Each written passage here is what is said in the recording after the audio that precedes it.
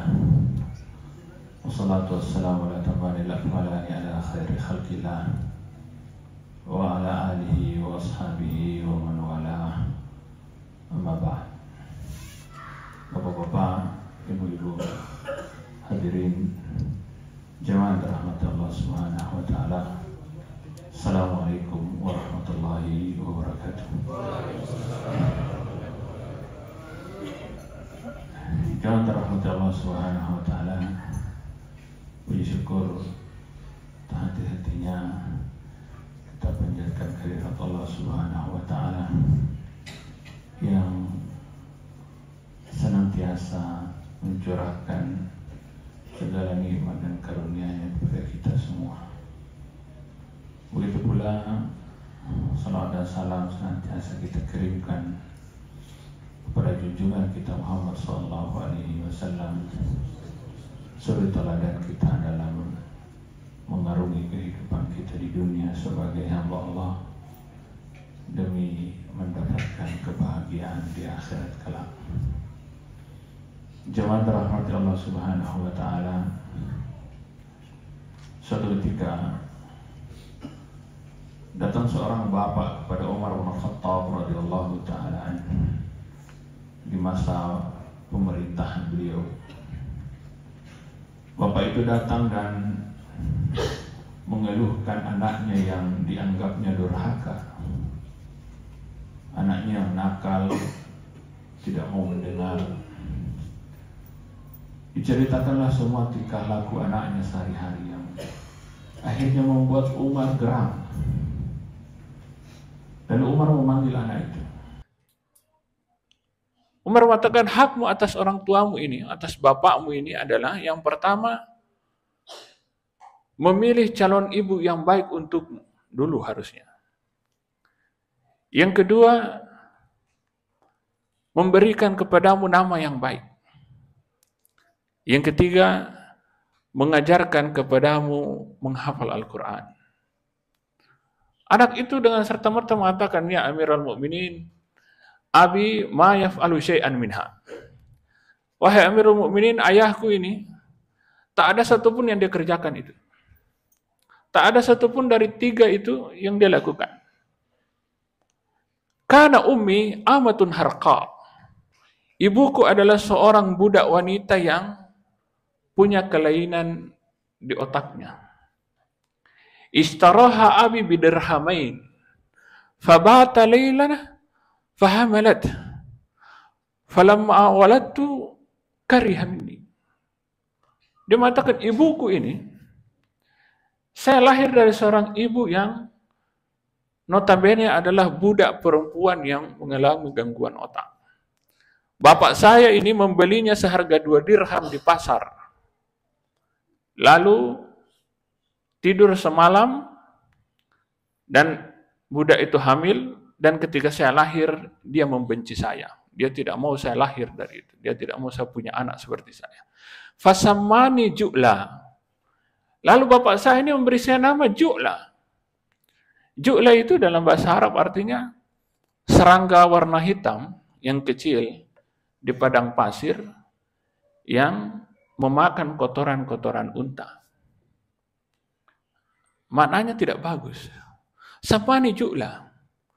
Wala yuhafizuni ayatan minal Quran. Dan bapak saya ini tidak pernah mengajari saya satu ayat pun dalam Al-Quran. Maka Umar dengan marahnya berkata kepada sang bapak, laqad sabaqta waladaka bil ukuk. Engkau sesungguhnya sudah durhaka duluan daripada anakmu. Lalu dia diusir. Jangan dirahmati Allah subhanahu wa ta'ala. Allah subhanahu wa ta'ala berfirman dalam Al-Quran, Al-mal wal banun zinatul hayatid dunia. Harta dan anak keturunan itu adalah zinatul hayatid dunia. Perhiasan dunia ini. Dia menjadi perhiasan ketika dia dikelola dengan baik. Harta yang didapatkan dikelola dengan baik, didapatkan dengan cara yang baik, dibelanjakan dengan cara yang baik. Dia menjadi perhiasan dunia. Bahkan dia akan bermanfaat kepada pemiliknya sampai di akhirat kelak. Begitupun anak, keturunan. Anak yang dirawat dengan baik, maka dia akan menjadi zinatul hayati dunia bagi orang tuanya. Dia akan menjadi qurratu ain bagi kedua orang tuanya. Dia akan menjadi penyejuk mata kedua orang tuanya. Tetapi anak yang diterlantarkan, bisa saja dia menjadi hukuman bagi orang tuanya di dunia ini, sebelum orang tuanya akan dituntut nanti di akhirat kelak. Jamaah dirahmati Allah Subhanahu wa taala. Imam Ibnul Qayyim rahimahullah menceritakan bahwa ada sepasang suami istri yang sedang proses cerai. Setelah perceraiannya selesai, mereka mengajukan kasus yang kedua kepada hakim, yaitu memperebutkan hak asuh anaknya. Ada anaknya satu orang laki-laki berumur 9 tahun. Mereka memperebutkan itu siapa yang berhak mengasuhnya karena kami sudah berpisah. Maka sang hakim memanggil anak itu, suruh dihadirkan di persidangan. Ternyata anaknya seorang anak yang cerdas. Umur 9 tahun dan kelihatan sudah bisa berpikir, sudah bisa. Maka sang hakim bertanya kepada anak itu, "Ya gulam, man takhtar? Takhtar ummak am takhtaru abak?" Wahai anakku, coba siapa yang kau pilih?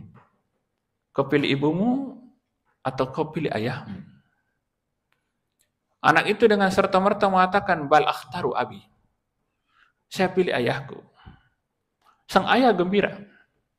Dia segera tarik anaknya dan ingin pulang keluar dari majelis itu. Ibunya serta-merta berkata, "Ya Amir, ya ayyuhal qadi ala rislik." Wahai Tuan Hakim, tunggu dulu. Salil gulam limadza yakhtaru abah. Coba tanya anak ini, kenapa dia pilih bapaknya? Maka ditanya itu anak, kenapa kau pilih bapakmu? Maka anak itu dengan lugunya mengatakan, "Idza baqaitu ma'a ummi, fa ummi satadhhabu bi ila al-faqih, ila al-kuttab, faqad yadribuni al-faqih." Kalau saya pilih ibuku, maka ibuku ini akan bawa saya kepada seorang faqih, belajar di sekolah, dididik, dan bisa saja guru itu pukul saya kalau saya nakal di sekolah. Wa amma abi fakana yatrukuni al-abu fi syawari kama urid. Adapun bapakku ini, dia selalu membiarkan saya main sepuasnya di jalan. Maka dia pun pilih bapaknya. Mendengar jawaban si anak, sang hakim menarik anak itu dan menyerahkannya kepada ibunya dan mengatakan, "Anti aqdaru ala tarbiyatihi." Engkaulah yang lebih bisa merawat anak ini. Jangan dirahmati Allah Subhanahu wa taala.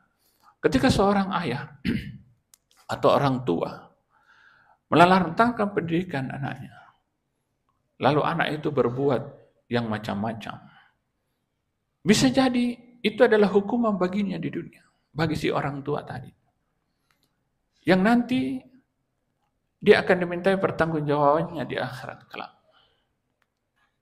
Kalau kita membaca, atau mungkin kita sudah sering mendengar, membaca, mengikuti, dan seterusnya, teori-teori tentang pendidikan anak atau teori parenting, bagaimana mendidik, bagaimana membina anak. Ada satu teori, ada satu metode paling pertama dan utama yang sering diulang-ulang Allah Subhanahu wa taala dalam Al-Qur'an. Diulang dengan berbagai kasus, tapi intinya sama sebenarnya. Yaitu mendoakan sang anak. Kalau kita melihat perjalanan para nabi dan rasul di dalam Al-Quran, selain mereka punya perhatian luar biasa atas risalah dakwah yang dibebankan kepada mereka, para nabi dan rasul itu sibuk mendoakan anak-anaknya. Bahkan jauh sebelum istrinya hamil. Nabiullah Ibrahim alaihissalam, Rabbi habli minas salihin. Terkenal doa itu. Dan kita pun sering mengikutinya, mengucapkannya. Doa yang sangat terkenal, Rabbi habli minas salihin. Kapan diucapkan Nabi Ibrahim? Jauh sebelum beliau punya anak. Sudah didoakan anak itu menjadi anak yang soleh. Entah nanti anaknya perempuan, entah nanti anaknya laki-laki, yang jelas beliau minta anak yang soleh.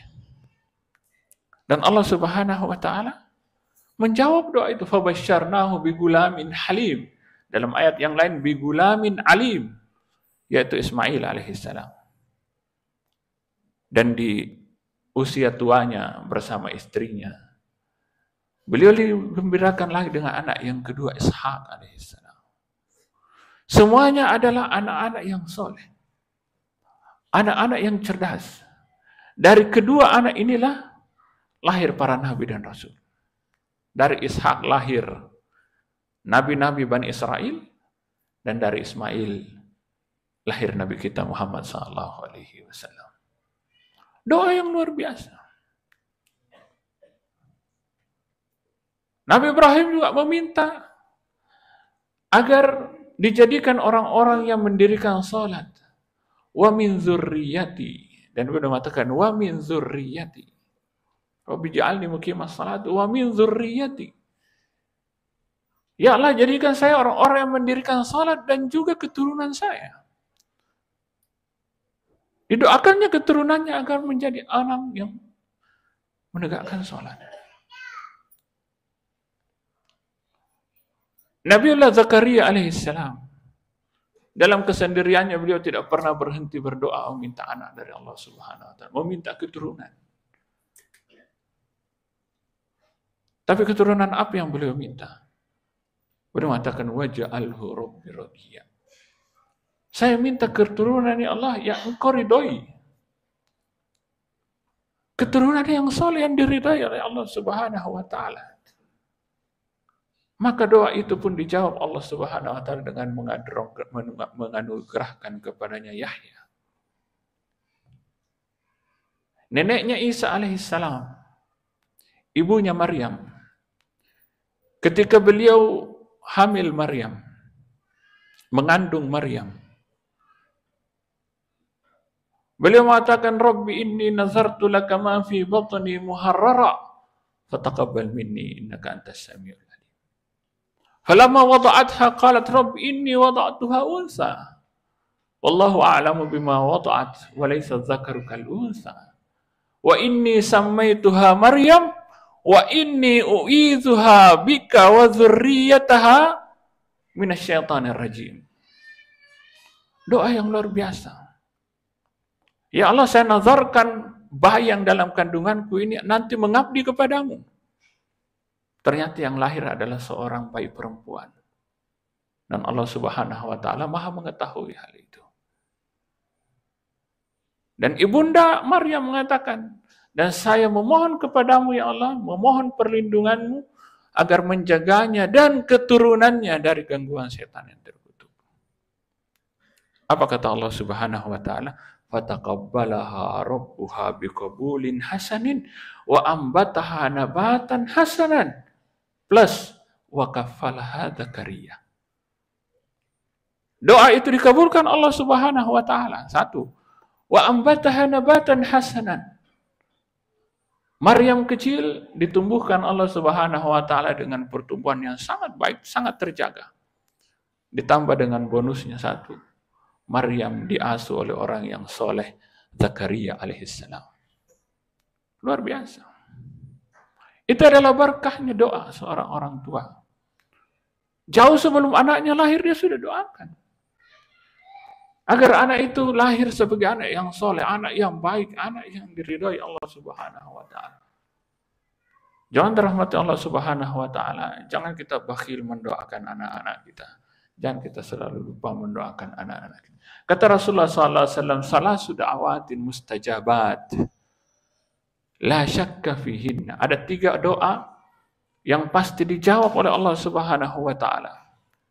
Salah satu di antaranya kata Rasulullah SAW, doaul walid diwaladih. Doa orang tua kepada anaknya. Namun para ulama menegaskan, menjelaskan bahwa doa orang tua itu seperti pisau dengan dua sisi tajam.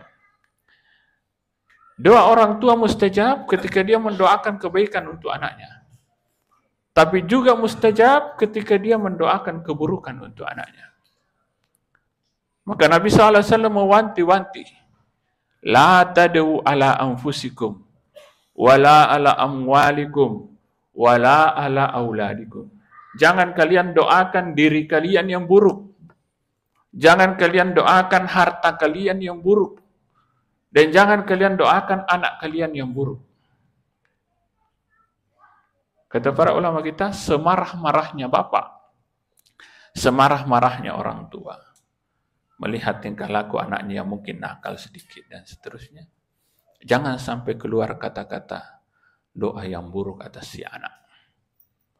Bisa saja kenakalan anak yang dilihat hari ini ketika dia sudah kuliah, nakal ke sana kemari, kena ini, kena itu. Bisa saja itu karena doa orang tua beberapa tahun yang lalu yang kelepasan ketika dia marah.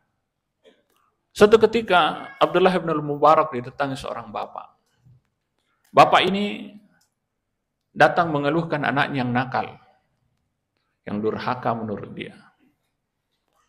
Sebelum diputuskan, Abdullah bin Al-Mubarak mengatakan, hal da'auta ala waladik? Apakah engkau pernah mendoakan yang buruk untuk anakmu ini? Bapak itu mengatakan, ya. Da'autu alaihi. Saya pernah doakan keburukan. Saya pernah berdoa yang buruk untuknya. Maka Abdullah bin Mubarak mengatakan, idzan ukhruj laqad afsadtahu. Kalau begitu pulanglah, engkau sudah merusaknya. Saya tidak bisa apa-apa lagi. Saya tidak bisa kasih solusi karena yang rusak adalah engkau. Kau yang merusak anakmu. Atas doamu dulu dia rusak seperti ini. Jangan dirahmati Allah Subhanahu wa taala. Dan itu adalah amanah. Mendidik anak sebaik-baiknya adalah amanah di pundak-pundak orang tuanya. Fakullukum ra'in wa kullukum mas'ul an ra'iyatihi. Semua kita ini adalah pemimpin dan semua pemimpin pasti akan ditanya nanti atas apa yang dia lakukan. Jangan dirahmati Allah Subhanahu wa taala. Anak ini adalah qurratu ayun, tabungan masa depan.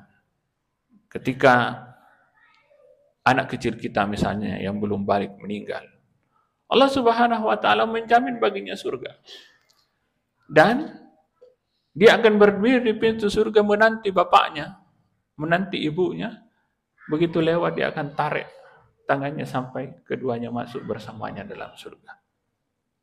Makanya seorang ulama ketika ditinggal mati, meninggal anaknya yang kecil, dia hanya menangis sekali. Setelah itu dia tersenyum. Ditanya oleh bapak orang-orang di sekitarnya, "Limana? Kenapa engkau tersenyum? Engkau meninggal ini anakmu." Dia bilang, "Tadi saya sudah menangis. Begitu pertama kali saya mendengar kabar ini. Tapi sekarang saya tersenyum. Kenapa? Karena itu adalah tiket saya masuk ke dalam surga." Itu dijamin Allah Subhanahu wa taala. Jangan dirahmati Allah Subhanahu wa taala.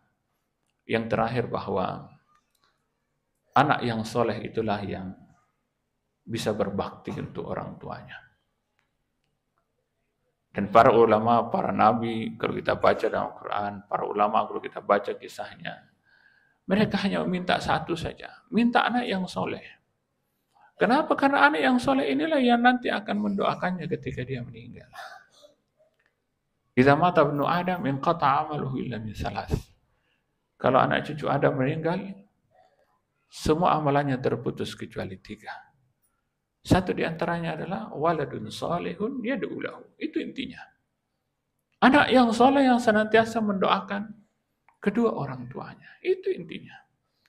Terlepas anak itu nanti jadi apa profesinya, tidak ada masalah. Yang jelas dia menjadi anak yang soleh. Dia menjadi anak yang soleh. Itulah yang dinanti-nanti semua orang tua. Khususnya ketika orang tua sudah meninggal. Tidak ada lagi yang bisa kita lakukan selain berdoa untuknya. Dan untuk menciptakan anak yang soleh itu dimulai sejak jauh sebelum dia dilahirkan. dimulai dengan doa sebagaimana yang dilakukan para nabi-nabi Allah Subhanahu wa taala.